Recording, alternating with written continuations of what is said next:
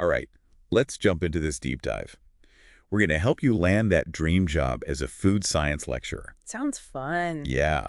You sent over some awesome resources. We've got the career guide, food science lecturer, the interview guide, the interview questions repository, Wow, quite a collection. even some info on RoleCatcher. Yeah. I gotta say, I was really fascinated by those real-world examples in the career guide. Oh, yeah. Seeing those different career stages, really brings it all to life. It's always good to see how it all plays out. Totally. But let's focus on acing that interview first, right? Right. That's the first hurdle. To help us with that, we have an expert with us who knows academia inside and out. Well, I try to keep up. And you're great at making this career stuff actually make sense. I'm happy to be here. I'm sure we can help with those interview questions. They can be tricky. No doubt. So the interview guide and interview questions repository you sent are packed with great questions. They really went all out, huh? Let's unpack them one by one. Let's start with a classic. What inspired you to become a food science lecturer? Ah, the classic why this question. The insights section says they're trying to see your passion for the field A&D for teaching. You love both, right? Exactly. So Yeah. this is your chance to show what gets you fired up about this career path. Yeah, think about those aha moments. Right. Like, what sparked your interest in food science in the first place? Was it some cool experiment in high school? Maybe a documentary? Or even just an amazing meal? Totally.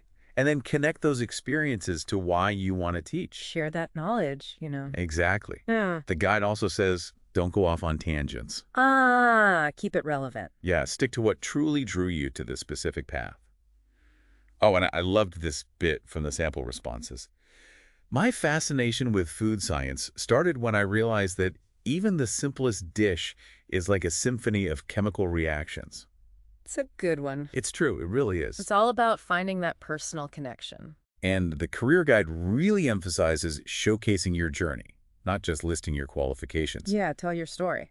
It makes you more than just a resume. The committee wants to see the person behind the achievements. Speaking of standing out, RoleCatcher. It uses AI, right? Uh-huh. Super helpful tool. It analyzes job descriptions and tailors your answers. Exactly. Think of it like this. It figures out the key words the hiring committee is looking for. That's cool. And it helps you weave them into your answers naturally. Wow. It's like having a secret weapon. Well, not so secret anymore. True. Okay, back to the interview questions. Next up, what teaching methods do you use to engage students? Ah, so they want to see your teaching toolbox. Exactly. Go beyond just listing lectures or group projects. Give specific examples, right? Yes. Show how you've actually used those methods. And how you adapt them to different learning styles. Because not all students learn the same way. And keep them engaged. Nobody likes a boring class. The avoid section warns against being too generic. Show your unique style. Like this sample response stood out. I believe in a dynamic learning environment. For example, when teaching food preservation, I had students design their own experiments. That's a great example. Hands-on learning, right. It's not just talk, it's action. What jumps out at you about this question? I'd want to hear about specific challenges you've faced. Oh, interesting. And how you overcame them. Like, maybe a time you had to adapt your teaching for a diverse group of learners. Or how you use technology to make things more engaging. Great follow-up questions. Okay, moving on to question 3. How do you stay current with the latest in food science? Staying sharp, that's key. It's a rapidly changing field, so you need to show you're on top of it. Absolutely. Mention journals, conferences, online resources, right? Yeah, be specific. Show you're actively engaged. Don't forget professional organizations like the Institute of Food Technologists. Oh, good point. And I liked this sample response. I regularly attend industry conferences, like the IFT annual meeting. Perfect example. It shows you're not just reading about it, but actually out there. Exactly. Now imagine using RoleCatcher's AI here. Oh, yeah. It could analyze the job requirements and tell you the most relevant conferences to mention. Smart. Tailoring your answers to what they're really looking for. It's like having a personalized guide through all that info. Makes things a lot easier. Okay, on to question 4. What are the most important skills for a food science lecturer? Seems straightforward, but It's a bit of a track. I knew it. It's about showing a deeper understanding of the role. Okay. Think about the balance between technical expertise and those all-important soft skills. You need both, huh? Absolutely. You got to know your stuff, but you also need to be a great communicator. A mentor. And create a positive learning space. Right. It's more than just the science. The avoid section says, Don't just list skills. Explain how you've actually used them. Show, don't tell. This example was good. Effective communication is key, not just for explaining science, but for building rapport with students and creating an inclusive environment. Hits all the right points. Technical and interpersonal skills and inclusivity. It's all connected. What follow-up questions come to mind for you on this one? I'd probably ask something like, describe a time you had to explain a complex scientific concept to someone who isn't a scientist. I like that one. Or maybe, how would you mentor a student who's struggling? Getting into real-world applications. Love it. And before we move on, let's bring back RoleCatcher. Oh, how could it help you? For skills, right. Yeah. It could analyze that job description and tell you the specific skills they're emphasizing. So you can highlight the ones that really matter to them. Like if they're big on research mentorship, the AI could point that out. Makes sense. So you can tailor your answer accordingly. All right, question 5. How do you measure your teaching effectiveness and make sure students are actually learning? The assessment question. Yep. You got to show you're not just teaching, but checking if it's actually sinking in. And adapting if it's not. Right. Talk about specific methods you've used. Quizzes, exams, projects, even student feedback. It's all valuable data. The guide says, don't just say you assess learning, explain how you use that data to improve. It's a continuous process. I like this response. I use formative assessments throughout the semester, and if I notice a common problem area, I adjust my teaching or offer extra resources. Proactive approach. Addressing those needs head-on. What kind of follow-up questions would you ask here? Maybe. Give an example using student feedback to actually improve your teaching. Or how do you balance traditional assessments with things like peer evaluation? Really digging deeper. Now, RoleCatcher. Mm-hmm. Any thoughts on how it could help with this one? I think it could analyze the institution's mission statement. Oh, interesting. Like if they prioritize student-centered learning, the AI could suggest emphasizing assessment methods that align with that. So it's not just about your methods, but how they fit with their philosophy. Exactly. You want to show you're on the same page. Great point. Okay, question 6. How do you integrate research into your teaching and get students involved in research projects? This is a good one. It's about showing you're passionate about both research and e-teaching. And how you blend them together. All right. Explain how your research informs your teaching, like bringing new findings into the classroom. Or using your research to spark interesting discussions. It's about making those connections. The guide says, don't just say you do research. Focus on how it enriches your teaching. Yeah, make it relevant. I like this response. I bring my research findings into lectures to help students connect theory to real-world applications, and I encourage them to join my lab for hands-on experience. That's great. It shows you're actively involving students. What follow-up questions would you ask here? I might ask, how do you make your research accessible to students with different levels of experience? Good one. Or maybe, has a student's research project ever led to a new discovery in your own work? Yeah, that's interesting. And RoleCatcher. Any thoughts on how it could help with this one? Oh, I think it could analyze the institution's research profile. Oh, cool. See what their key areas are. So you can highlight your experience in those areas. Like if they're big on food safety, the AI might suggest mentioning your research in that. It's all about showing you align with their priorities. Absolutely. Question 7. How do you make sure your teaching is inclusive and meets the diverse needs of your students? Super important topic. Couldn't agree more. This is where you show your commitment to creating a welcoming learning environment for everyone. And it's more than just saying you value diversity. Right. You got to share specific strategies. How do you accommodate different learning styles? Support students with disabilities. Create a classroom culture where everyone feels respected. It's about action, not just words. The guide says, show, don't tell. Always good advice. This sample response is good. I try to create a welcoming environment where everyone feels comfortable sharing their ideas. I use different teaching methods and assessments, and I'm always willing to make accommodations. It's a good start.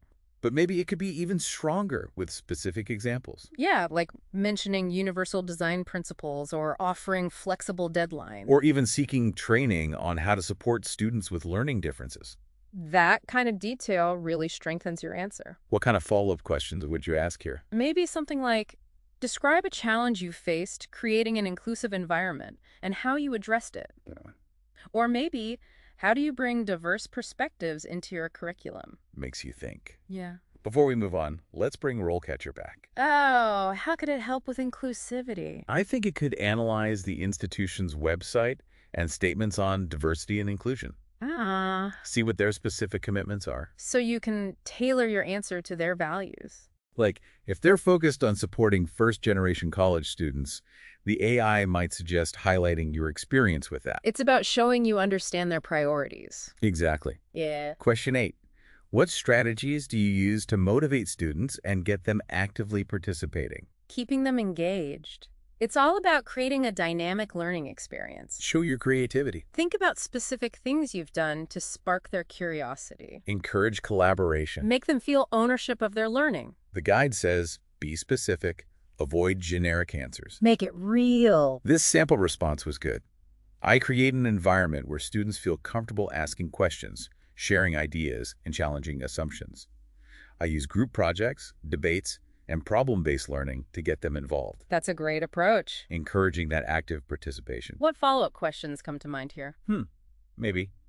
Share an example of motivating a student who was disengaged. Oh, I like that one. Or, how do you create a culture where students feel safe taking risks and learning from mistakes? Really insightful. And RoleCatcher. Any thoughts on how it could help with this one?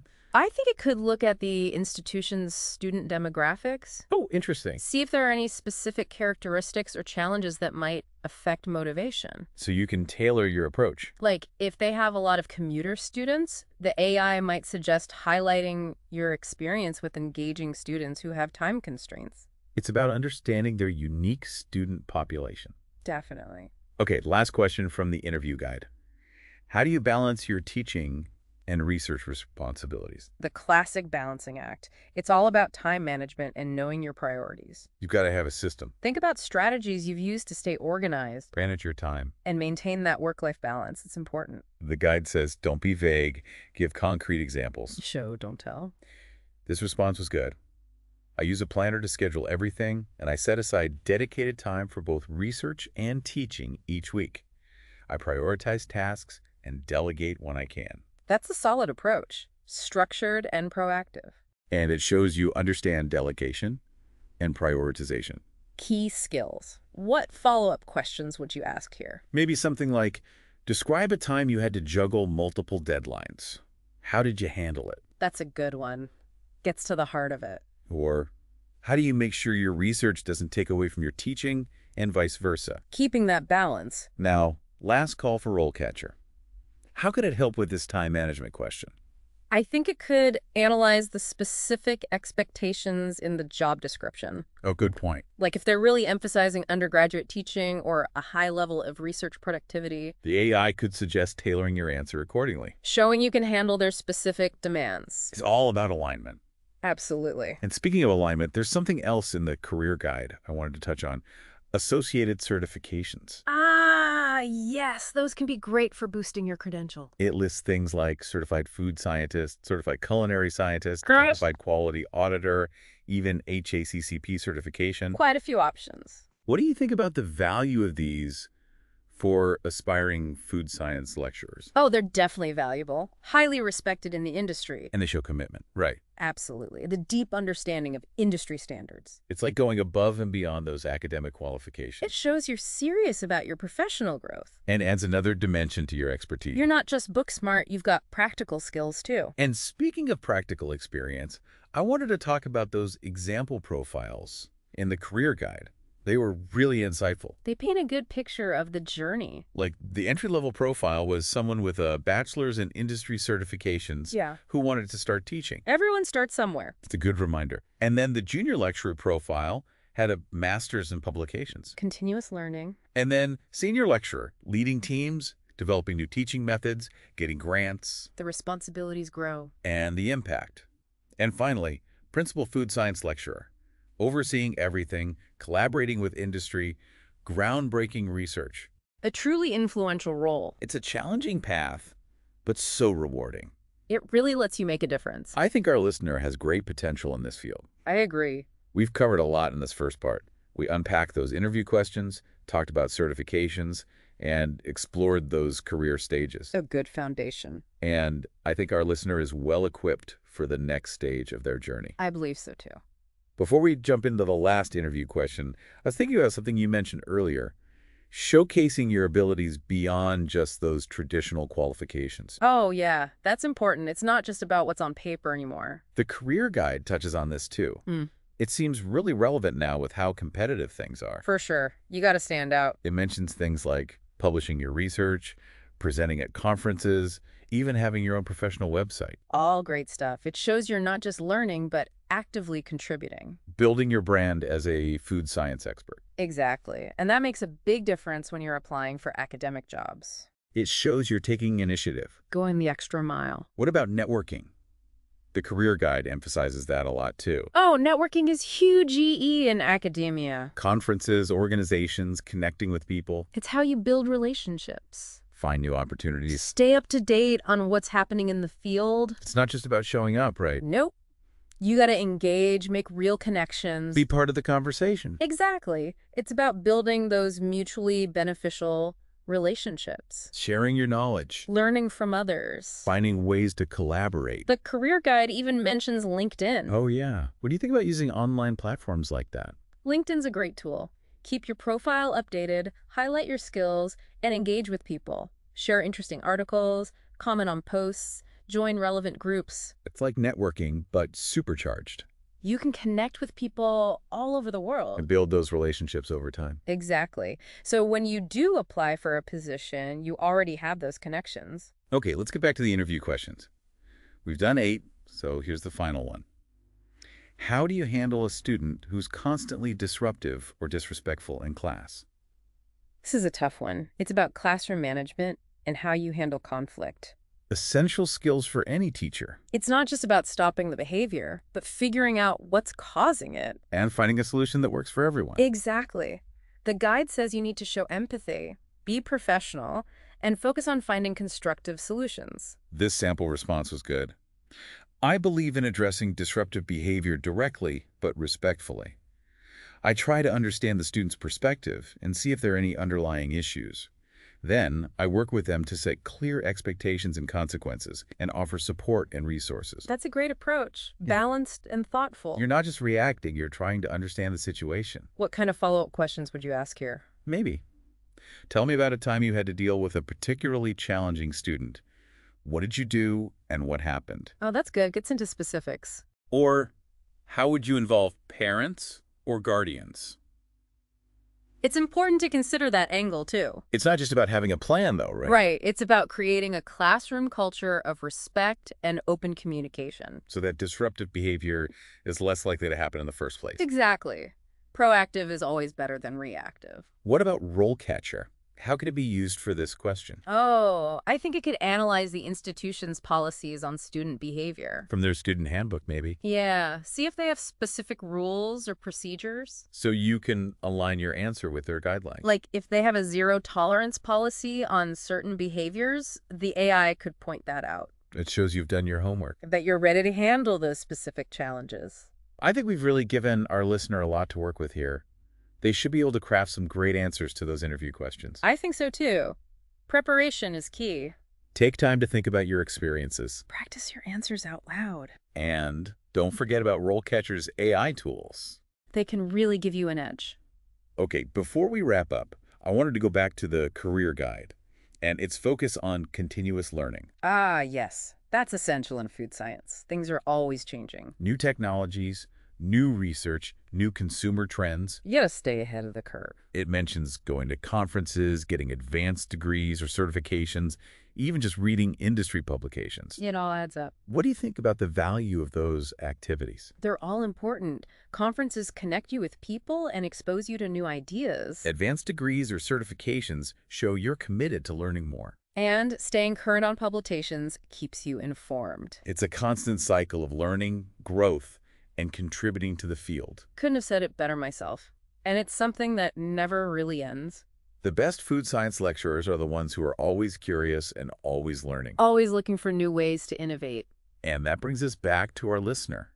They're clearly already on that path by being here today. Absolutely. I think they have a bright future ahead of them. I agree. Now, I have one final question for you.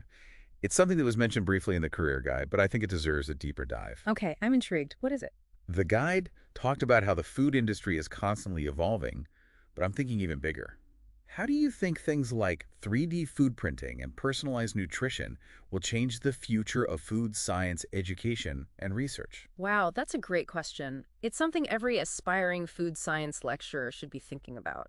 These technologies have so much potential. Imagine teaching students about designing personalized food products. Or using 3D printers to create custom meals for specific dietary needs. The possibilities are mind-blowing. Think about research projects on the nutritional content of 3D printed food. Or developing new bioinks with amazing textures and flavors. It's an incredible time to be in food science. A field ripe for innovation. Absolutely. I'm really glad we could dive into all of this with you today. You've made the role of a food science lecturer much clearer. My pleasure. I'm always happy to help. You've given our listeners some amazing interview advice. I hope it's helpful. And you've even opened our eyes to the power of AI in the job search. It's an exciting tool. Before we go, I wanted to remind our listener about the external resources section in the career guide. Oh, yes. That's a great resource for more in-depth information. Associations, societies, government agencies. It's a great way to stay connected and learn more. A treasure trove of info. Definitely worth exploring.